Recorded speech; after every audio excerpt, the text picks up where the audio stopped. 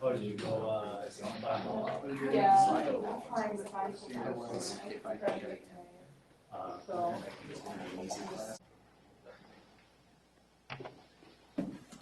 Welcome to the security seminar here at Purdue University. It's my great pleasure to introduce today's speaker, Dr. Ting Yu. Ting received a PhD in computer science from University of Illinois at Urbana-Champaign in 2003, and currently he's a faculty member at North Carolina State University. His research interests include automated trust negotiation, trust management, privacy policy specification and management, and also data privacy. Yes, Ting. Right. So thank you. Thank you very much. It's really a great pleasure to give a talk in the security seminar. And today I'm going to discuss how to define compromised sensor nodes in wireless sensor networks. So this is a joint work with Qing Zhang and Peng Ling at our department. So recently there's a huge interest in wireless sensor networks. So in wireless sensor networks, we pretty much deploy low power, inexpensive sensors in large geographic areas. So the property of wireless sensor network is that after deployed it, those sensors are going to self-configure themselves and configure into a network. So because of this property, it has been envisioned to have a very broad applications. So for example, we can use it for target tracking, battlefield surveillance, and environmental monitoring. So in particular, because once you deploy it, it's going to self-configure into one network. It is very suitable for event tracking in open hazard environments. Okay. But on the other hand, wireless sensor networks have imposed great security challenges. In particular, because sensors are deployed in open systems, they are very vulnerable to physical attacks. Anybody can just access the sensor physically and may try to compromise the sensor. So in the worst case, the attackers may just extract all the key materials. So in this case, the attacker may just completely impersonate that compromised nodes and introduce arbitrary false information into the system. Okay? So in that context, cryptographic techniques may not be helpful because the key has been compromised. If you want authentication, I can do authentication. Okay? I can also encrypt my data as you want. Okay? So how are we going to identify compromised sensors? That is the topic of this talk. Okay? So here's the outline of the talk. So first, I'm going to present a framework for identifying compromised sensors in wireless sensor networks. So our approach is not specific to any applications. Instead, we want to extract the intrinsic relevant properties so that we can run algorithms to identify compromised nodes. Okay. Then we're going to present the design of identification function. We show that this function is optimal in the sense that we're going to identify the largest number of compromised nodes without introducing any false positives. Okay. Later on, we're also going to present some techniques to further increase the number of compromised sensor nodes in the cost of introducing some false positives. I'm going to show some experiment results to show the effectiveness of our approach. And finally, I'm going to conclude this talk and briefly discuss future the directions for future work. Okay. So the problem of compromised sensor nodes has been recognized in the literature, and there has been several approaches has been proposed. So basically, those approaches have been can be divided into two categories. So in the first category, people try to detect and tolerate the false information introduced by compromised sensor nodes. For example, in data aggregation, we may introduce redundant sensor nodes, or we may do some random sampling. So in hoping that if we find some information which is very different than what expected, then I just filter out those information. So hopefully the information I got finally does not deviate too much from the true information. Okay? So in this approach, however, we cannot identify precisely where this false information is introduced. We may not be affected by the false information, but we don't know exactly which nodes are compromised. And in the second category, we call it alert-based approach. So in this kind of approach, the application introduces some specific detection mechanisms so that sensors may observe each other's behavior. Okay? If I observe something weird, let me just send alert to the base station, say, hey, look how this guy is bad, probably bad. Okay?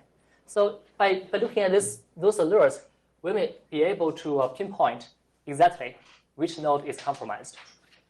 But the problem is that good nodes may issue alerts against bad nodes, but the bad nodes which is compromised may also issue false alerts to mislead the judgment of the base station.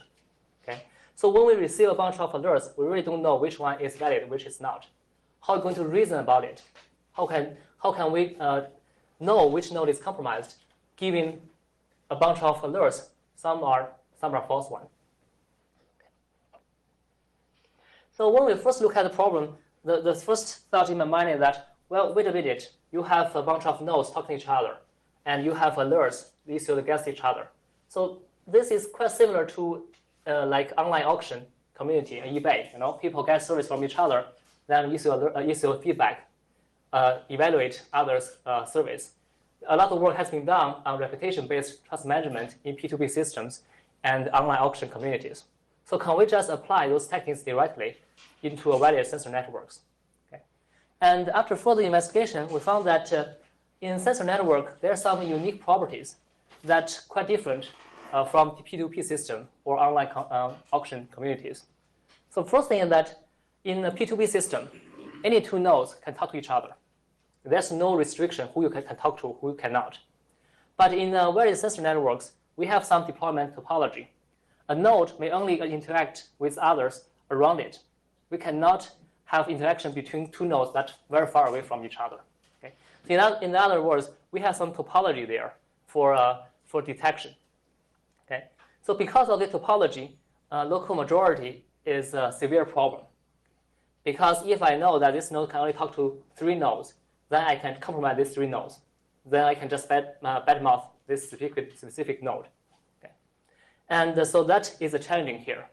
But on the other hand, in P2P systems or online auction communities, every node is really selfish. Okay? I want to get the best from the system, and I don't want to jeopardize my own benefit. Okay? But in sensor networks, it's more or less a distributed system. Okay? All those nodes collaborating with each other try to achieve one common goal. So in that sense, it's maybe possible to achieve a global optimal by sacrificing some specific nodes in the system, in the sensor network. This may not be possible in a P2P system.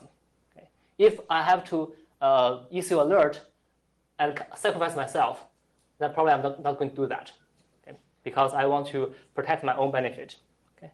So look at this uniqueness of sensor networks. We observe that they bring both challenges and opportunities to identify compromised nodes. So we want to take advantage of those properties. So next, I'm going to present an application-independent framework for identifying compromised sensor nodes. Okay, so in this framework, we make the following assumptions. The first one is that because we are targeting at alert-based approach, so we assume that there exist some application-specific detection mechanisms. So in other words, we have some way that for one node observe another node's behavior. Okay? So that is provided by the application. And second, we focus on static sensor networks. That means once a sensor is deployed, its position does not change dramatically. So one implication of this assumption is that the observation relationship between different sensors does not change once you deploy the sensor network. Okay? And then we assume there exists some basic security primitives to protect message confidentiality integrity. So even when a sensor issues one alert to the base station, we know that it is not compromised, and we know who issued this alert. Okay? So finally, we assume the base station is trusted, and it also has sufficient communication powers compared to sensors. So in our approach, we adopt a centralized approach, which means that for sensors, they just need to observe each other's behavior. And if there's something wrong, they just need to issue alert to the base station. All the reasoning is done by the base station, not by the sensor. Okay. So here's the basic components of the proposed framework. So first we have the observability graph. So this pretty much represents the relationship between the sensor nodes who can observe whose activity. Okay. So V is a set of nodes whose integrity we care about. Okay. We may not care every node's integrity. We may just care a subset of them. Okay. And one edge from S1 to S2, if only if S1 can observe the behavior of S2, and S1 may issue an alert against S2 sometimes. Okay. And the second component is alert. So we model alert as a tuple which composed of 3 values. First one is the time the alert is issued, and then who is the issuer of the alert, S1, and who is the target of the alert, which is S2. So which means that at time t, S1 issue an alert against S2. So we may further enrich this alert to include more information. For example, how confident S1 is about the alert.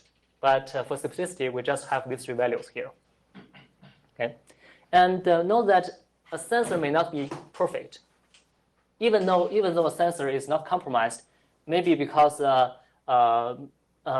accuracy of the sensor, it may not always report the 100% accurate information. Okay, so here we use a sensor behavior model to model the sensing quality of a sensor node. So similarly, we depend on detection mechanisms, and the detection mechanism may not be perfect. Okay, so it may also make some mistake from time to time, even though nothing is wrong with the system. So we're using observer model to model the possibility that detection mechanism giving you some wrong answer. Okay, so the next parameter is called security estimation. Basically, this is the upper bound of the compromised nodes in the system. So obviously, if all the nodes can be compromised, then there's no way you can detect which node is compromised.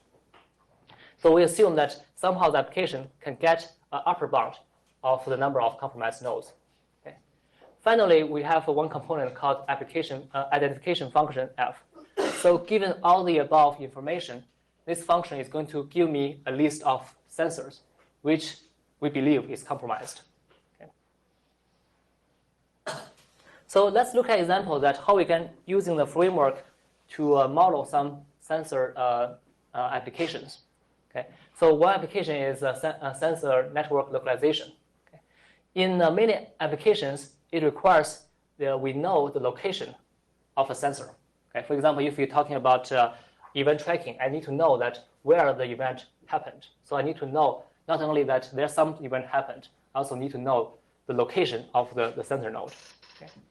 So it's very usually it's very expensive to equip a localization device on every sensor node. Okay. So one basic approach is that we have some beacon nodes in the network. Those are those sensor nodes who knows their own locations. Okay. Maybe they have some GPS device equipped with them. And for the other sensors, they're going to talk to the beacon nodes nearby to get some location references. Okay. So from those location references, I can estimate or derive my own location. Okay. But the problem is that if one beacon node got compromised, the beacon node may just claim arbitrary location. Okay. Then cause other sensor nodes to derive their location forcefully. So in 2005, Liu et al. Proposed one detection mechanism for compromised beacon nodes. So the basic idea is that they try to let beacon nodes nearby to probe each other. Okay. I know my own location, but I pretend that I don't know my location. I talk to some other beacon node. Then I compare the measured distance between the 2 sensor nodes and the derived distance between them. If they are very different from each other, then I know that the other beacon node is giving me wrong location references. So I may issue alert to the base station. Okay. So clearly, if a beacon node is compromised, he may also just say that the other beacon node is compromised and issue alert. So how are we going to model this sensor network localization service by using our framework? Okay. So here I show one deployment of a sensor network, and the rectangular nodes represent beacon nodes. They know their own location. And the circles represent those common sensor nodes. Okay. Yes? This may be a very silly question, but are the beacon nodes fixed? You mean fixed mean the location is fixed? Yeah, usually we assume it's a static network. So once you deploy it, you just stay there. Okay. No, they don't move. The static network. Okay. So in this case, we see that, for example, S2 may get location references from B1, B2, B4, and B3. Okay. So here we cared about the integrity of beacon nodes. So in our observability graph, we may only have beacon nodes here. So we have edges between B3 and B4 means that they may probe each other. Okay. B3 may try to probe B4 to see whether they're given the right location. Okay. Then how about the sensor behavior model and observer model? So those are all related to the accuracy of the distance measurement. If the distance measurement is not accurate, then you may have a not accurate observer model here. Okay, those are application specific. And the security estimation can also be determined by the application. Okay. So now suppose we're talking about localization. And now the base station received a bunch of alerts. So how can I know which beacon node is really compromised from those alerts? Okay. So because beacon nodes are not perfect, if you only receive one alert, it may not mean much, right? Maybe it's just an innocent mistake. But if during one period of time, I received excessive amount of alerts from node S1 to node S2, then I know that probably there's something wrong. Okay, and so we call such edge abnormal edge. That means that during this period of time, something wrong between this pair. From this abnormal edge, I can now tell which node is bad. Maybe S1 is bad. S1 just issues a lot of alerts against others. Maybe S2 is really bad. S2 gives a lot of false location reference. Okay, but I can know for sure that at least one of them is bad. Otherwise, there should not be so many alerts between them. Okay, so we also call it a switch pair. Means that given this pair, I know for sure at least one of them is bad, is compromised. Okay, so obviously this is one situation. I know there must be one of them bad. So in another situation, suppose S1 and S2 are observing the behavior of the same node S3. But S1 thinks S3 is good, but S2 thinks S3 is bad. Then I know that one of S1 and S2 must be bad. Otherwise, this should give me the same consistent evaluation of S3. Okay? So we can identify suspicious pairs by based on these two conditions. Either you have issued a lot of alerts between these two pairs, or you have different assessment of the same node. Okay. So by collect all those suspicious pairs, I can construct an inferred graph, which is basically composed of all the suspicious pairs. Yes? Is it possible for a bad node to report correct information to one node, but incorrect information to another? That's possible. That's possible. So let's look at it. So is it possible that S1 is issuing that abnormal edge because it can see more information compared to what S2 can see? So that should reflect it in your observability graph. So if you can observe another node's behavior, then there should be edge between S1 and the other node. But that model, it models it at 1 or 0, observe or not observe. Mm-hmm. But maybe you can observe to 90%. Like if you are very close to a sensor, you can see it better, or you can see more of the traffic. Right. But if you are farther, you can see much traffic. So. Yes. So it's possible, but in that case, you have to enhance your alert. For example, not only say, I think S2 is bad, I also need to give some confidence. Because if, for example, S2 is very close to me, then I'm very confident. If it's far away, then I'm not that confident. But so far in the model, we just assume it's 1 or 0. Okay. So just give example here. Suppose this is abnormal edges I've obtained in the observability graph. Okay. So the yellow edge means that it's abnormal edge, means one node issues a lot of alerts against another one. And the white edge arrow means that everything is okay, it's normal. Okay, so from this observability graph, we can derive this inferred graph. Okay, so know that 2 and 3 there's edge, obviously because 3 has issued a lot of alerts against 2, node 2. Okay, and 2 and 5 the same reason. Note that we also have one edge between 2 and 4. The reason is because 2 thinks 5 is bad, but 4 thinks 5 is good. But they are observing the same node, so there must be something wrong between these two nodes. Okay, and I want to point out that the suspicious pair relationship does not propagate. Okay, so if you have one normal edge, for example, from 6 to 9, you cannot say for sure that either they are both good or they are both bad. Okay, because maybe this 6 is compromised, but 6 just don't care to say something bad about node 9 here. Okay. So and another example, for example, from 3 to 2, there's a suspicious pair, and 2 to 1, everything is okay. But we cannot say that 3 and 1 are suspicious pairs. So does it mean among 2 and 4, you believe that one guy is bad? Between 2 and 4 or 1 and 4? 2 and 4.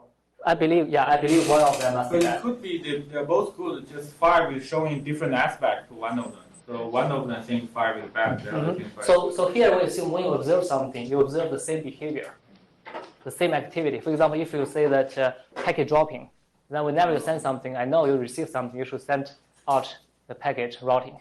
So they can observe the same behavior. Okay. But how can you observe the same behavior if they are in different locations?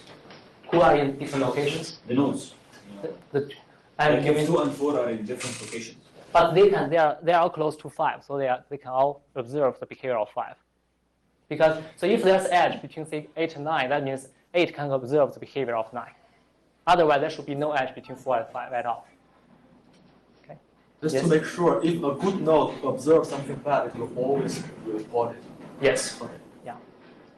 Yeah. So here we say a node is compromised, but maybe the node is not compromised. The node may just be defect and behave very weirdly. So we just also consider that the integrity of that node has been compromised. Okay? It may not be because of the ticker.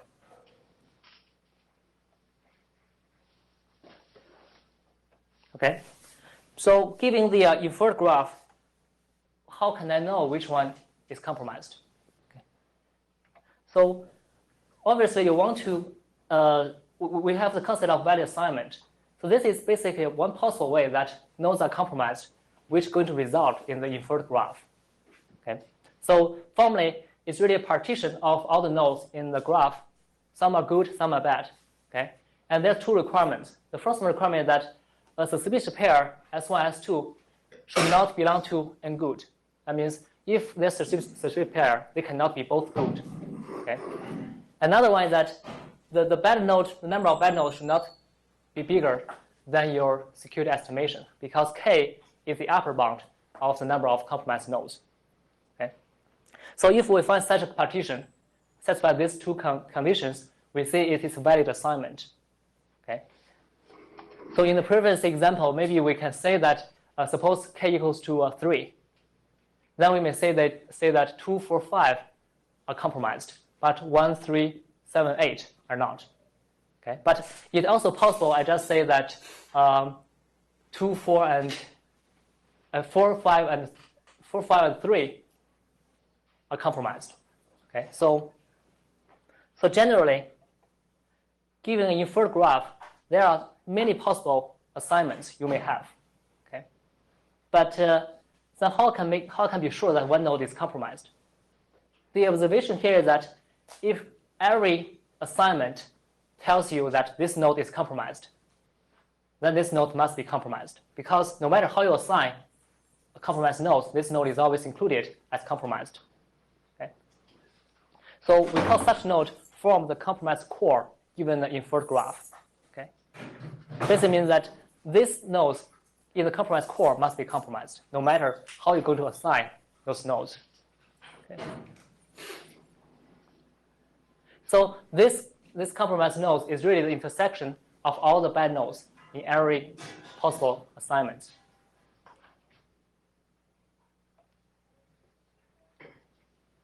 So given identification function, we say it is optimal if it can identify the largest number of compromised nodes without introducing any false positives. Then we say it's optimal. Clearly, it's the same as compute the compromised core, because this core contains every compromised nodes that every assignment believe they are bad. What if the intersection is null? So in that case, you cannot say for sure. But still, you have that graph that says that there is a compromised node. Yeah. So if the compromised core is empty, that means that we cannot say for sure which node is compromised. But it doesn't mean that we cannot do anything with it. We're going to discuss that later. Okay.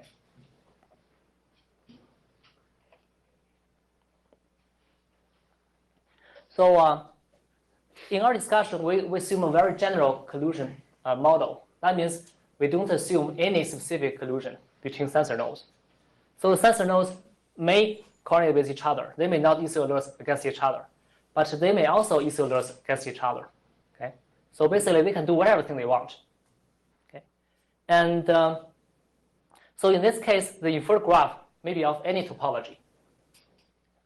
But still, we have the observation here that given the suspicious pair, at least one is compromised. So no matter what kind of collusion model they follow, this is always true. Okay? So we want to start from this point to reason which nodes are compromised. Question? Yes. So when you say general model, you don't mean the most powerful adversary model. Mm-hmm. Because I can think that a more powerful adversary model would assume perfect collusion. Mm-hmm. Yes. So in our paper, we actually assumed a very, as you mentioned, a strong collusion model. Basically, we assume that a node does not, two compromised nodes do not issue alerts against each other. And if they observe the behavior of the same node, they always issue alerts consistently. Okay. And now the question is that whether, even though they're colluding, whether the base station knows that or not. If the base station does not know this knowledge, then we have to assume that there's no such collusion at all. Actually, I lost some information. I cannot do better than assuming that you can do anything you want. But on the other hand, if the base station knows they always follow this strong collusion model, then I can take advantage of it. Okay. So by assume a general model, I assume that the base station has the least amount of information to inform compromised nodes. This is the worst case, actually. Because Yeah, I can take the further discussion offline. okay. All right. So here, let's see that suppose we have a inferred graph here. Okay. And one observation here is that, in fact, the valid assignment in the bad node of the valid assignment actually forms a vertex covering of your inferred graph, right? Because for each edge, you must assign at least one of them as bad one, right? So in that case, at least one node is going to cover one edge here. So your valid assignment, the bad nodes in the valid assignment actually is the vertex covering of this inferred graph.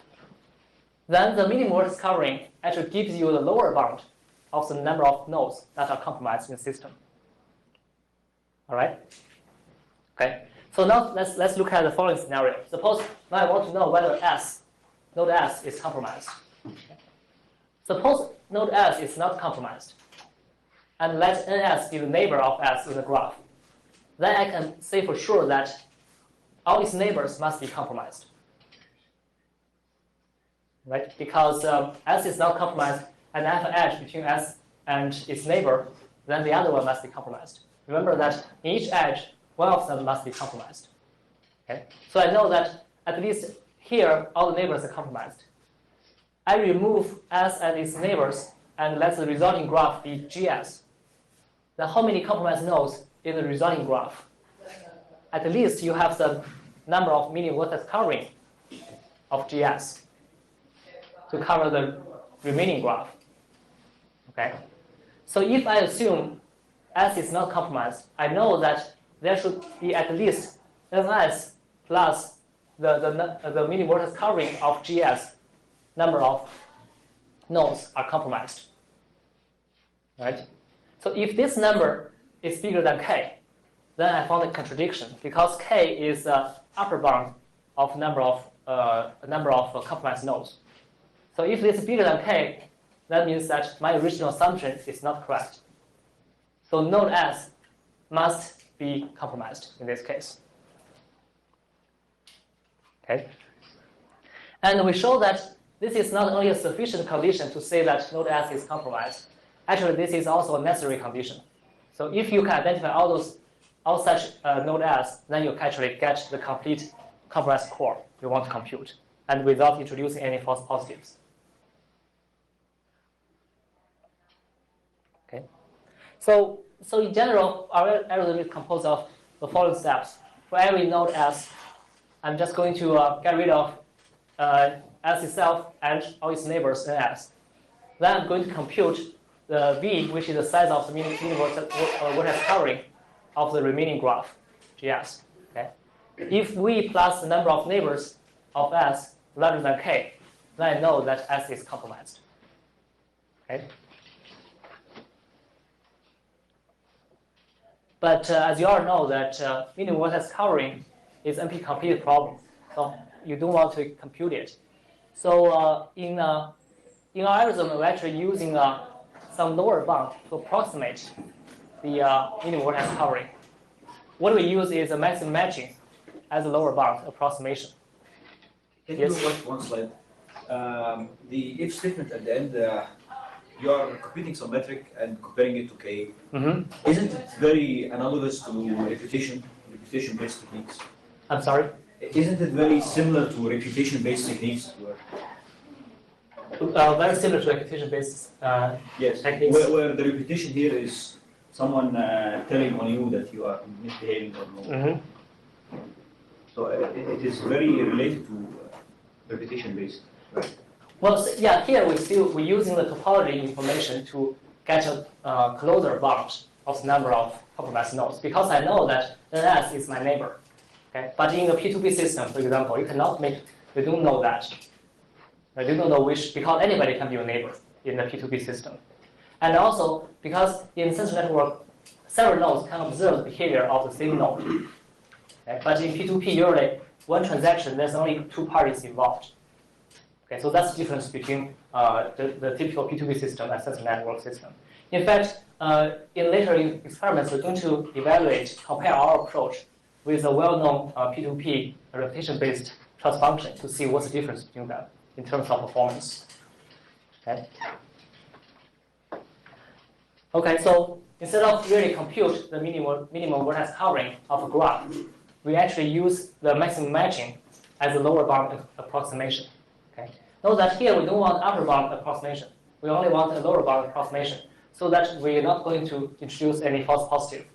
Okay. But maybe we're not going to identify all the nodes in the compromised core. But I'm pretty sure that I cannot introduce false decisions here. So now come to the question previously asked. Suppose after I remove all those compromised nodes, there may still be suspicious pair remained in my graph, right? I mean, so what happens? What should we do with those nodes? Okay, with those nodes, we cannot make a reason for sure that which node is compromised. But again, because this is a sensor network, I want to achieve optimal security of the network. I may just sacrifice some nodes. Okay, I may have a trade-off between the detection rate and false positive. So one easy way is that I just identify the maximum matching of the resulting remaining graph all as compromised. Okay? And so given one pair, I know one of them must be compromised. So if I identify both of them as a compromised, I introduce at most 50% false positive rate. Okay? That's a bound I can guarantee. Okay? Actually, I can do better. Suppose I don't identify maximum matching.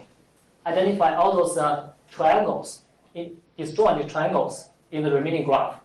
Then I can lower down the false positive rate to 1/3. Okay. So in summary, our approach is composed of two phases. In the first phase, I'm going to approximate the compromised core. in this phase, I'm not going to introduce any false positives. Okay. Then in the second phase, I'm going to use maximum matching to further eliminate compromised core in the resulting remaining graph. Okay. Okay. To verify our approach, we set up some simulation here. So in the simulation, assume that sensor nodes are randomly deployed in a 100 meter times 100 meter area, and they are sensing the temperature and report the temperature back to the base station.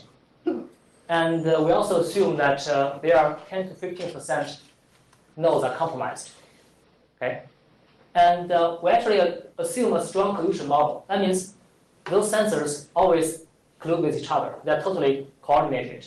So I don't issue alerts against my another compromised node, and if we observe the same same node, we're going to issue consistent alerts.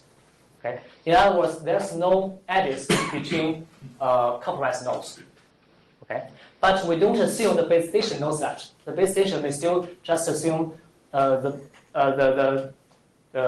compromised nodes may behave whatever way they want. Okay. So it cannot take advantage of this information. Okay. So what do we care here? We care about two things. First, detection rate. That means how many compromised nodes I can identify. Okay. Another one is false positive rate. That means how many wrong decisions I made after I identify compromised nodes. There are several parameters we want to determine their impact on the performance. So the first one is deployment density. Intuitively, if you only have several beacon nodes, several nodes in your network, you cannot do much.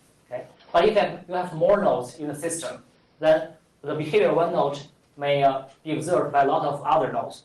Okay? So in that case, we may choose better. We want to observe what is the impact of deployment density to our algorithm. Okay? And the other one is accuracy of security estimation. Maybe you just make a wrong decision, which you are very conservative. You assume that there's so many nodes may be compromised, but actually there's only a very small number of nodes actually compromised. Okay, so we're going to see that what is the impact of accuracy of your security estimation on our algorithm's performance. Okay, so we compare the following algorithms. The first one is called general only. That means this algorithm is only composed of the first phase. I compute the compromised core, I stop there. Okay? So in this case, I'm not going to introduce any false positive, but I may miss a lot of compromised nodes. Okay? And in the second is called general plus MN. That means I have a two-phase algorithm. I compute the compromised core, then I'm going to use maximum matching to further eliminate compromised nodes. Okay? I may identify more, but I may also introduce false positives. And we also have implemented another algorithm called eigenrep. This is a well-known reputation-based transfer function for P2P systems. So this algorithm is very similar to a page ranking algorithm when you try to fetch a web page by a search engine. Okay? So by running this algorithm, when the algorithm stops, it's going to give a trust value for every node in the system. What do we do is that we just identify the k nodes with the lowest trust value as compromised nodes. Okay. So we're going to see that by taking advantage of the special property of sensor networks, can we do better than treating it as a general decentralized P2P system. Okay. So this is shows the deployment density's impact on the performance. Okay. On the left, we have detection rate, and on the right, we have the false positive rate. Okay. And so we vary the number of nodes in the system from 50 to 250. Okay. So the first observation here is that the eigenrep is not going to achieve the same detection rate as general plus MN. Okay. So that means if we have two-phase algorithms, I'm going to do better than the eigenrep algorithm. Okay? But by only compute the compromised core, general plus general only algorithm, then the detection rate may not be that good. But another relation is that the more sensors you have in the system, then intuitively you're going to achieve better detection rate because now you have more information to reason about. Okay. Now let's have a look at the detection rate, the false positive rate. Okay. For general only, obviously the false positive rate is 0 because we never make a wrong decision. We just compute the compromise square. Okay. And for the general plus MM, the two-phase algorithm, it's actually the detection rate, the false positive rate is always lower than eigenrep. Okay. So basically compare general plus MM and eigenrep, we see that we can have better detection rate and a lower false positive rate. Okay. Okay. So another factor, which is accuracy of your estimation. Okay. We assume that in this experiment, we assume that there are always 20 nodes compromised in your system. But I changed my security estimation from 20 to 40. I mean, sometimes maybe I have a very tight estimation, but maybe my estimation is very loose. Okay. So we see that the first observation here that for general plus MM, we actually achieve pretty high detection rate, no matter whether your detection, whether the security estimation is tight or not. Okay. But for the general only, that means only run the first phase, then when the security estimation is not good, then we may have very bad detection rate. In the worst case, we may not detect anything by using this loose estimation. Okay? So this also shows that what the maximum matching can give us. That means when we have 40, almost all those compromised nodes are detected by using the maximum matching in the second phase. Okay. And again, we observe that eigenrep cannot achieve high detection rate as high as the general plus MM algorithm. But one interesting observation here is that it seems as you increase the security estimation, the detection rate also actually increased. Okay. The reason is because now I include more and more nodes in my reported results in eigenrep. So by chance, I'm going to include more compromised nodes. Okay. But that is going to significantly increase the false positive you're going to introduce. So that's why we see that this is the detection rate of the eigenrep, the false positive rate of eigenrep is always higher than the general plus MM algorithm. And we see that the general plus MM algorithm's false positive rate is always bounded by 0.5. Okay, that's consistent with what we discussed before. Okay. So in conclusion, because sensor networks are subject to physical attacks, so compromised nodes may impose a severe threat to the security of sensor networks. So in this work, we propose a general framework to identify compromised nodes. We try to take advantage and model the uniqueness of sensor networks. Then we can propose optimal identification algorithm in the sense that we identify the largest number of compromised nodes without introducing any false positive rates, any false positives. And we also discuss some techniques to further eliminate compromised nodes. Okay? And we use some experiments to evaluate our approach. Okay. Okay. So for future work, so far we are taking a centralized approach. That means everybody send an alert back to the base station. Okay? But this may cause high communication cost. But sometimes it may not, because sometimes the alert may just be inferred by looking at the information sent back by the sensors. They don't need to be explicitly sent to the base station. Okay? So another possible way is to use a decentralized approach. Basically, sensors looking around itself and reason which node are compromised. Okay? So this may give you a less communication cost. But because you don't have a global view of the network, your decision may not be that accurate. Okay? And again, we don't want to use a generalized, decentralized approach for P2P systems. We still want to accommodate the uniqueness of sensor networks. Okay? And another direction is about sensor network reconfiguration. After you identify the compromised nodes, how are you going to deal with them? One natural choice is that I'm going to get rid of those nodes from my system. For example, I revoke all those keys of compromised nodes. But once you remove those compromised nodes, the functionality of the network may also be jeopardized. You want to cover the whole area, but after you remove those compromised nodes, this area is not covered anymore. Okay, so how I can efficiently and cost-effectively maintain the functionality and security of sensor networks? So this is actually a trending issue because you not only consider one operation, you want to consider the functionality of the network during its whole lifetime. Okay, so this is so when you make a decision, you want to think about what might happen in the future.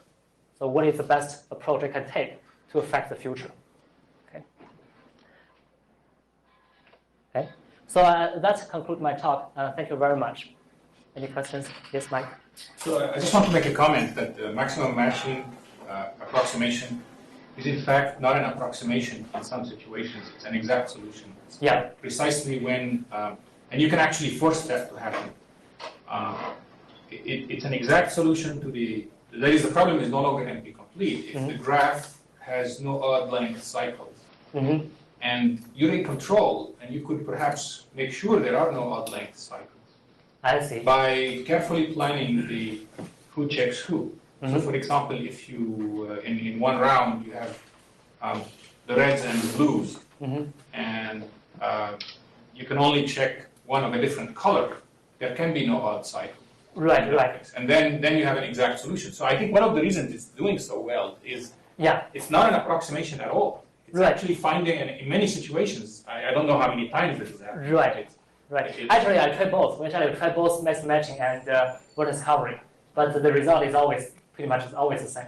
Well, maximum matching is the best way to solve the problem. Yeah, this is best approximation. And it's an exact algorithm. So I'm not surprised that MM, I guess, is doing so well. Okay. But if you only using MM, sometimes because the security estimation is not good, then you may just introduce false positives. It deserves to do good. Is what I'm saying. Okay. Thank you. Other questions? Yes. Also, a common question. When you mentioned in the beginning that your graph consists only of the nodes of those integrities of concern, and I assume that implies there could be other nodes that are trusted. And I thought that if there are some nodes that are trusted at all times, and they can also observe other nodes, then you can, if you include their information in the graph, the algorithm is going to be quite different and maybe more reliable. Yes. Because you get reliable input. Yeah. That's a really important comment. So far we don't assume any. So whether we trust this node more than that one. So in practice, maybe you can assume that if a sensor is close to the base station, that base station can observe the behavior of that sensor. Then maybe I can have more trust on that sensor. So I should trust the information from that sensor more. So we haven't considered that scenario yet, but that's really a good comment. Yes? So you mentioned in the beginning that the sensor networks are different in a general P2P network. Just by using the standard repetition system may not work that well. But from the talk, it's not clear to me where you leverage the difference in sensor network to get better result. I think I want to ask, so can you use this approach backwards to the P2P system? Yeah. So I think that the major thing is that in the observability graph, so that defines who you can really interact in the system. In P2P system or in online auction, you cannot define such the observability graph because you cannot specify that you can only talk to Alice and Bob, but you cannot Carol, because anybody can talk to anybody in P2P or online auction. But here we have this restriction. That's why that when I think that this guy is bad, when I assume S is compromised, I is not compromised, then I know that all its neighbors must be compromised. But in P2P, you probably cannot say that. And also in P2P, you probably cannot get the same observation. Yeah, you cannot. It's hard. In P2P, usually one transaction involves two parties. Okay. And also that in P2P, you cannot just say, because this is a bad transaction, then I'm going to lower the rating of both parties. Then some people are going to complain. But the sensors, they're not going to complain. Okay. Other questions? Yes. Have you experimented with without doing the inferencing part? Because I think for some applications the inferencing makes sense. But for some applications, maybe you cannot do the inference, even though two guys, they have an inconsistent view about the node. It doesn't mean one of them is bad. Maybe both of them are good. So somehow they cannot, they're observing different behavior. So have you tried it without doing the inferencing? And in that case, how well is the detection doing? We didn't try that, but I think that in some applications, it's really not the case that everybody can observe the same behavior. Right, I know, yeah, for those, this is for those kind of applications. I'm just curious. Yeah, I think, yeah, that's interesting to try it. We haven't tried that. And actually, another interesting thing is that here we only say that if your security estimation is too conservative. So what happens if actually there are 30 compromised, but your security estimation is only 20? That means in that case, what happens? We haven't tried that because that really cannot give any guarantee about the optimality of the algorithm. Okay, so let's thank the speaker.